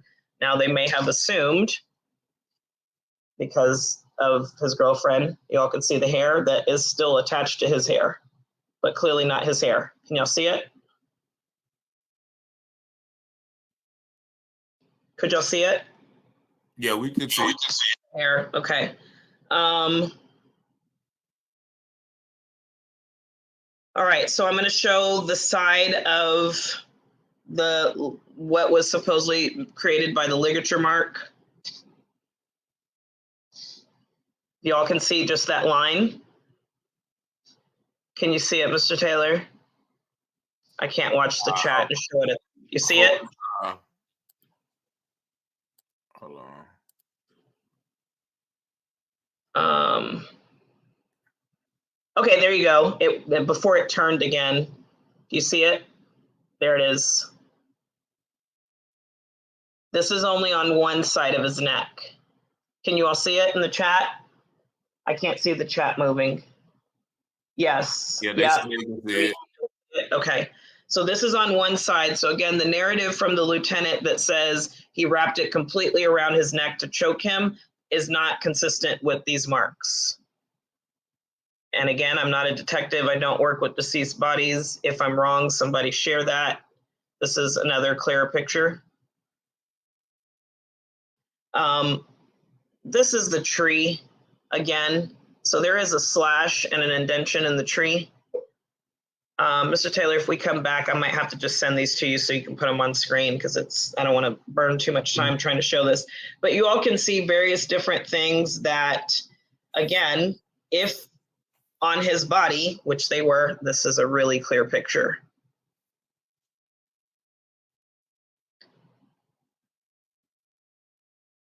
Again, on one side. I don't know what happens with the swelling and hanging situations. Yeah, many people say they see swollen lips and swollen eyes, and it definitely looked like some swelling around the neck as well. So, and again, I just want you all to again see the jacket strings that allegedly, as short as they are, were enough to go around his neck and around a tree branch.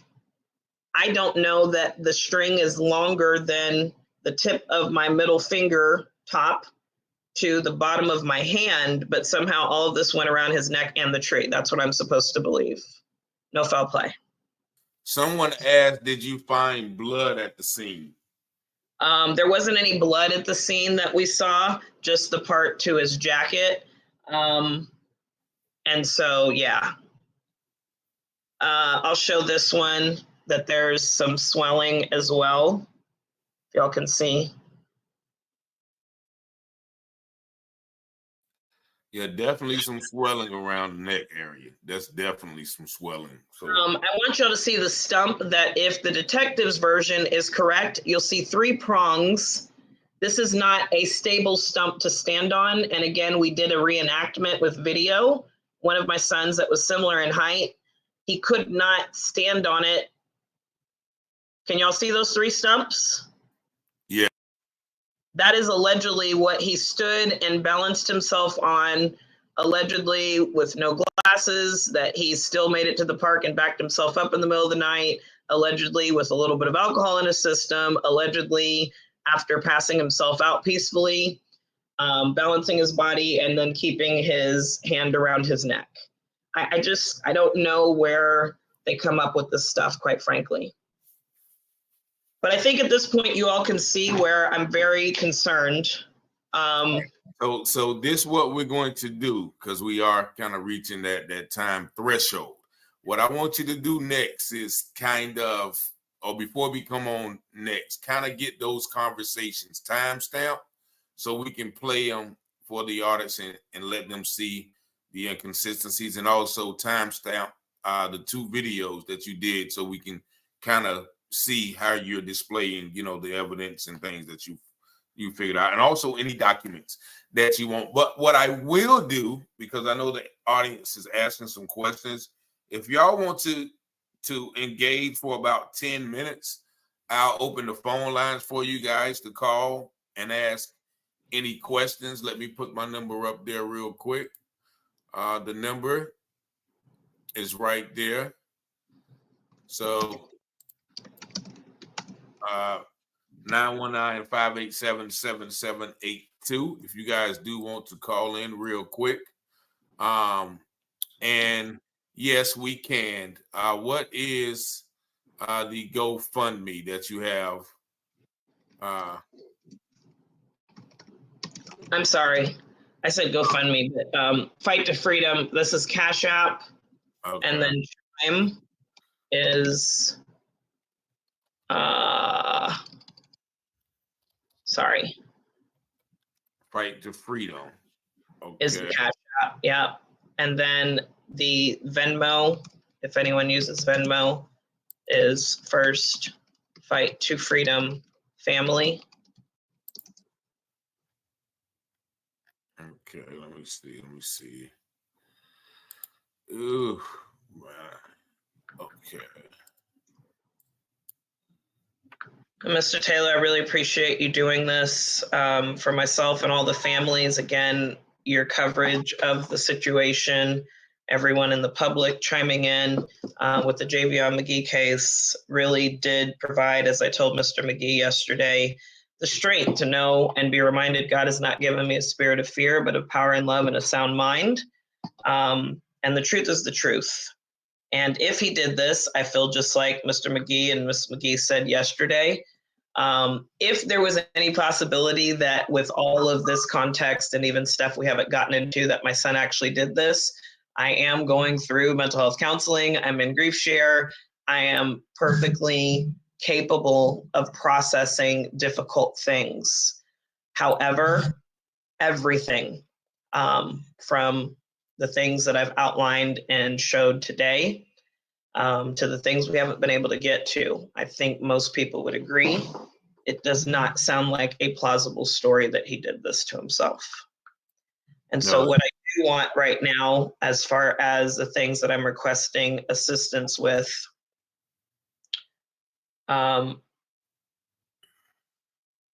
is if anyone can help, yes, if they're going to make me pay for the dash cam and the body cam, they want $350 for that. My son has also not been laid to rest yet. So I'm needing to pay $2,100 to get his body, and then he will be taken and held. And I still want to get an autopsy done. He has been embalmed. The state of Oklahoma doesn't feel like he's worth the expense of doing an autopsy under these circumstances.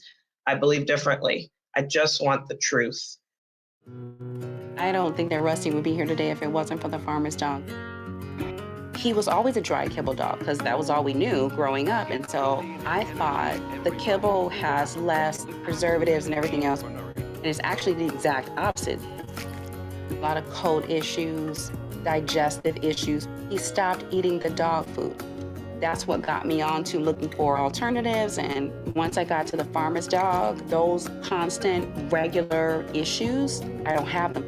He not only eats everything in the bowl, but he licks the bowl practically clean. Everyone at the vet, every time we go, they're like, oh my gosh, he's how old? I'm like, yeah, he's 16. I think it's just like any other family member would want if this was their loved one. Just like, quite frankly, any of the members of the law enforcement would want if this was their child. And so that is all that I'm looking to get to.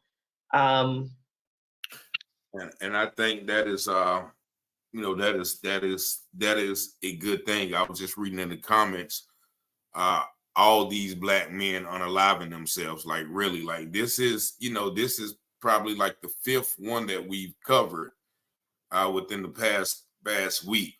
And yours happened in April, but the others happened like August, September, and all that. So this is only 6 or 7 months ago, where 5 perfectly normal, healthy Black men do this to themselves. And I know this is not all, because we don't, people are not talking about it, or people have, they've been swept under the rug. These are just a few that got out. So I thank you for being brave enough. Y'all don't know, when Javion's story first came about, Miss Marlena called me, and she was, I was ready for her to share the story, and we fought and we fought and we fought and we fought until she finally agreed. Well, I guess it was time that the conversation with Mr. McGee's father last night encouraged her to call in, and then she was like, okay, I'm ready. I'm like, okay, well, what about tomorrow night? No, we need to, what about tonight? You know what I'm saying? I'm too tired tonight, but we definitely going to come back and revisit the story, make sure, we got those conversations, those other, aspects that we missed. I'm pretty sure you'll go over this and see what you missed, and, you'll go over the other things and see how we can implement them to give people more insight on, how this thing came about. Once again, if you do want to help her, you can hit that email that we put up there, justice4joshua@proton.me. And if you want to contribute to her fight financially, there you see both her Cash App as well as her Venmo. And you guys can take a picture of that, screenshot it, or whatever you had to do. But they have a lot of support, as you see in the chat as well. So we're definitely going to bring you back. Any last words to the audience before we go?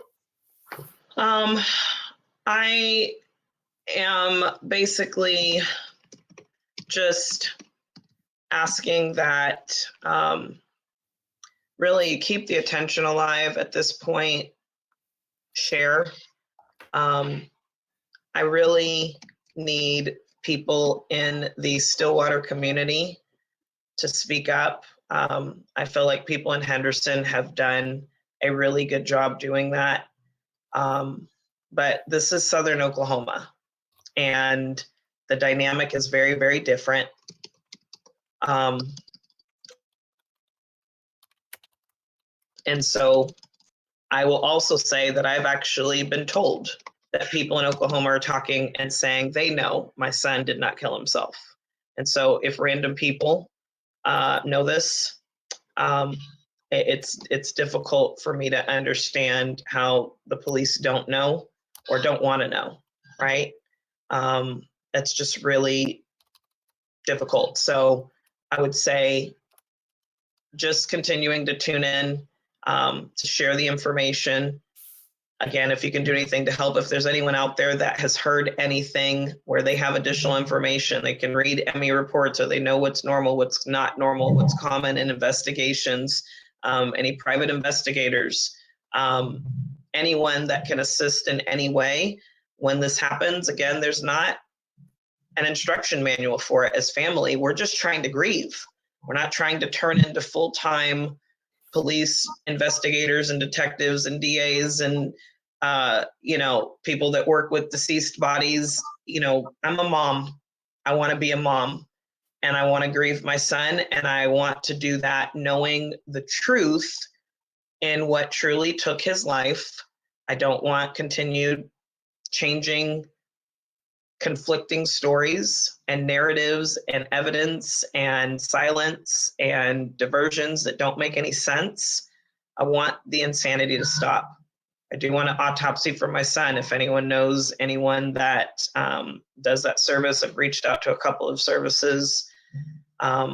His body is still in a condition where that can be done. I mean, bodies are exhumed from the grave and he's not buried yet. Do I want the state of Oklahoma to take him back? No, they had him. They had an opportunity. They did all that they were prepared to do to put on paper what they were prepared to put on paper. And prayer is important, and whatever else you all can think of. And so that's where I am. I see you, Faith, to cover up another fight. That's all I know how to do. I'm going to continue to fight for the truth. I'm going to continue to fight for justice for my son. And then I do want to be able to get to being able to properly have a graveside burial. There are other siblings that he has. There are other community members and friends and people that would like to be able to lay him to rest so that we can have proper closure for proper healing to move forward. But we also have to get comfortable, I think, as a community, as a society, in whatever space we find ourselves in, that when things like this happen, I'm not saying distrust every single thing that law enforcement tells us. Look, they have their place in society to do good, but they also have their place in society, too many, that are doing a lot of bad. And if we don't have these conversations, and if we don't speak out, they do it with impunity, and it continues to get worse. And what we don't do for other people's families when it's happening to them, we're leaving it rampant for it to be a situation where eventually it's our turn, right? I have fought for other boys that have been in situations. You have a call? Hello? You live on the air. Yes, I got a question for the mother. Yes, go ahead. She can hear you. Okay. Well, I hear that she's saying that they is trying to pay or make her pay to get his body so that she can have a second autopsy and all of that stuff. But has she considered like reaching out to like some civil rights lawyers, because it sounds like a lot of civil rights and legal things has been violated, and this has happened to every Black man. And was the girlfriend white?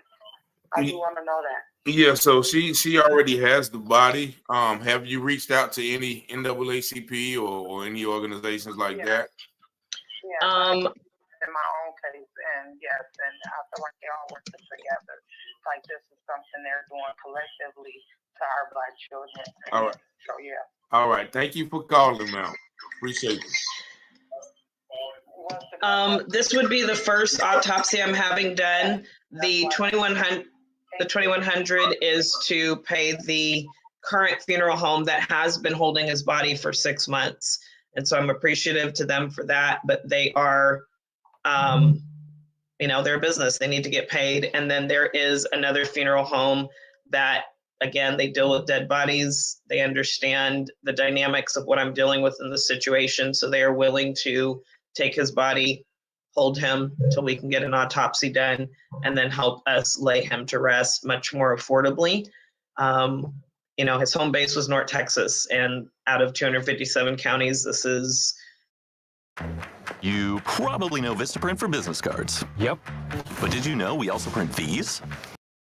Where he currently is literally the wealthiest county in 257 in Texas. And so there's a huge price differential, about 20 to 34,000 totally where he is, where I've found someone that can get it done for literally less than $7,000. That is picking him up hours away, moving him, and making sure that we can actually get him autopsied and laid to rest. And so there's a lot of dynamics that come into these things that we're not prepared for.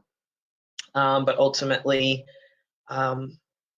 we just need truth. We need justice. And I don't know if there's another question. Have I reached out to other organizations? Yes. I don't want to put on blast all the people that I have contacted, because there is one that may still get involved that I need to follow up with. But what I would also say is, at this point, now that we've done this, you all have the content. If there is anyone that you all can think of that you want to reach out to, I know in Javion's case, Mr. Taylor has suggested that people reach out to, I think, Southern Poverty Law Center, I think it was, or others. Definitely feel free if you all don't mind reaching out. There's a lot of things that I'm having to deal with, so just as I have reached out to various different people, probably some that you all are thinking of. Public attention, you all have more power than you know, and we saw that in the Javion McGee case. And even with the public attention, they are still fighting to get transparency and everything that they're due. And so this is the part where, after waiting and trying to give it time and we're forced to go public, this is when we have to ask, please do whatever it is that you feel and think you can do to get additional attention, resources, and help. I'm definitely open and appreciative for all of that. Again, you can reach out to Mr. Taylor, or direct email is justice4 James at proton.me. So anything that you all would be willing to suggest or share or do, it is with my greatest gratitude and appreciation. And again, Mr. Taylor, thank you so much for covering all of our stories and giving us an outlet and a safe place to be able to share and connect and, just get to the bottom of what's happening with our loved ones, because these are definitely matters of public interest. And they say a threat to justice anywhere, right, is a threat to justice everywhere. So Thank you so much. And we're definitely going to put that next show together. However, I do want to leave y'all with a couple of scriptures. Matthew 5:4 says, "Blessed are they that mourn, so because they will be comforted." And I want to offer you that comfort and that assurance from the word. But also, this is the one I know a lot of my brothers and sisters in the chat are going to like, because It's Deuteronomy 32 and 35. Vengeance is mine, and recompense. Their foot shall slip in due time, for the day of their calamity is at hand, and the things to come hasten upon them.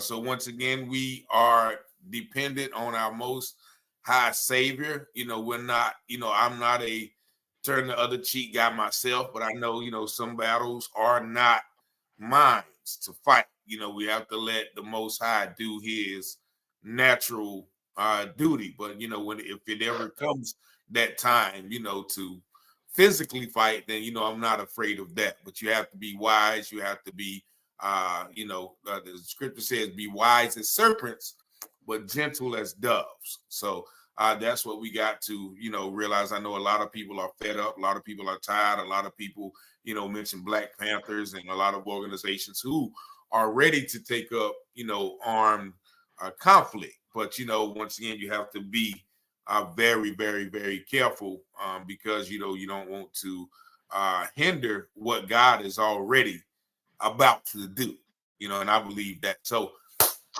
thank y'all so much. I thank you, Miss Marlena. We're going to have you back. I think everybody in the chat, we got to get out of here because we have reached the 2-hour mark, and I do have some other things on my plate today.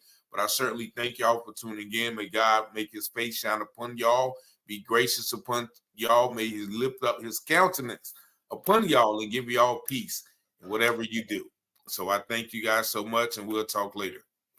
Peace and blessings. Thank you, Mr. Taylor. Thank you, everybody.